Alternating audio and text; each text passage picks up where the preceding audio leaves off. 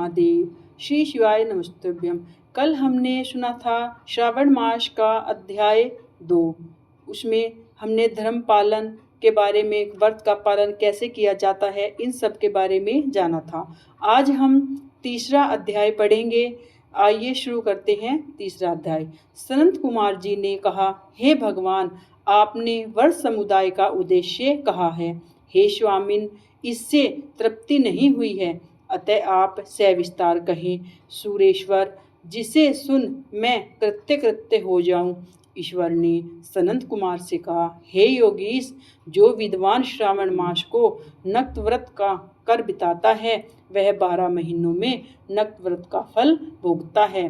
दिन की समाप्ति के 3 घटी पहली रात्रि भोजन को नक्त व्रत कहा जाता है। उक्त नक्त भोजन में सूर्यास्त के पहले 3 घटी समय का त्याग कर अवशिष्ट समय लिया है। सूर्यास्त के 3 घटी तक संध्या काल कहा है। आहार, मैथुन, निद्रा, चौथा स्वाध्याय, इन कार्यों को शाम काल न करें, शाम के समय न करें। गृहस्थ एवं सन्यासी के भेद से नक्त भोजन की 2 प्रकार की अवस्था मुझसे सुनो।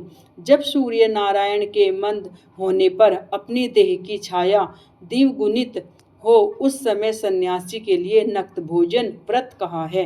रात्रि में भोजन को नक्त भोजन नहीं कहा गया। पंडितों ने गृहस्थ के लिए नक्षत्र के उदय होने पर रात्रि भोजन को नक्त भोजन व्रत कहा है। सन्यासियों के लिए रात्रि काल में निषिद्ध हो जाने से दिन के अष्टम भाग में भोजन का विधान है। गृहस्थ विधि द्वारा रात्रि में नक्त व्रत करे। सन्यासी, विधवा तथा विधुर पुरुष सूर्य नारायण के अस्त होने के पहले भोजन करे।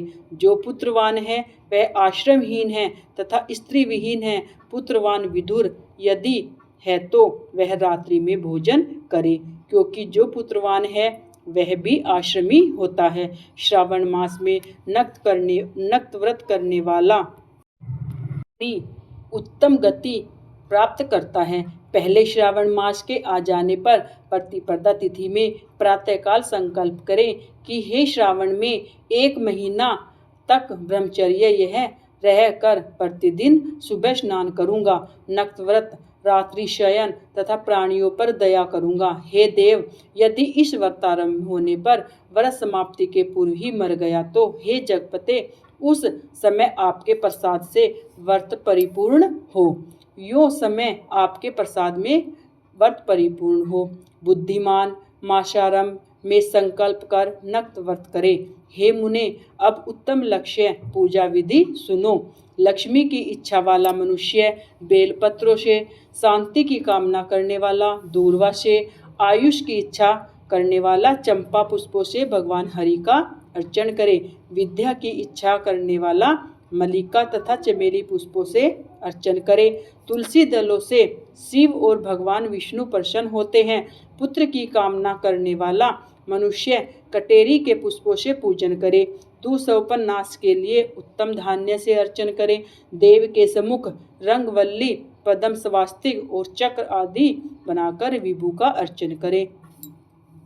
यूं संपूर्ण कामनाओं की सिद्धि के लिए सब पुष्पों से अर्चन करे। यदि लक्ष्य पूजा करता है तो शंकर प्रसन्न हो जाते हैं। अंत में उद्यापन करे। मंडप बनाकर मंडप के तीसरे भाग में वेदी बनावे। पुण्य हवा वाचन कर आचार्य वरण करें। मंडप में प्रवेश कर रात्र में गाना बाजा शब्द से और वेद पाठ से जागरण करें। वेदी पर उत्तम चतुंडोभर्द बनाकर उसके मध्य भाग में चावल में सुंदर कैलाश बनावें। उस वेदी की जगह पर खूब चमकीला तांबे का कलश स्थापन कर उसमें पंचपल्लव तथा सूक्ष्म वस्त्र को रखें। उस पर पार्वती पति की स्वर्ण प्रतिमा को पंचामृत से स्नान पूर्वक स्थापित कर अर्चन करें। नैवेद्य युक्त धूप, दीप, गीत, वाद, नृत्य तथा वेद शास्त्र पुराण द्वारा रात में जागे। सुबह स्नान करें। पवित्र शास्त्रोक्त विधान में वेदी बनावें। तिल, घी, पायस में से मंत्र गायत्री, शिव सहस्त्र नाम से हवन करें। सकरा घृत युक्त चरु से हवन करें। फिर स्विष्ट कर्त हवन कर पूर्ण आहुति दे।